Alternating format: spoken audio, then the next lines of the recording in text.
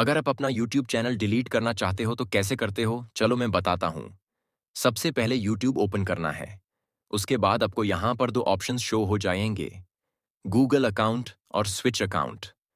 अपने Google account पर click करना है। उसके बाद डेटा एंड प्राइवेसी पर क्लिक करना है। फिर स्क्रॉल डाउन करना है और आखिर में वहाँ पर आपको डिलीट योर गूगल अकाउंट का ऑप्शन शो होगा।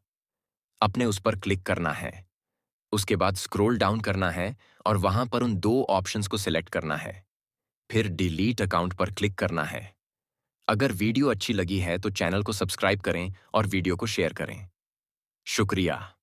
To change the name of your Facebook page, first open the Facebook page. After that, click on the three dots, then click on Settings. Once you're in Settings, scroll down and find Page Setup. After clicking on Page Setup, click on Name. Here, you can type in the new name you want to change. After typing it, click on OK. This is how you can change the name of your Facebook page. If you like this video, please subscribe and share this video. Thanks for watching.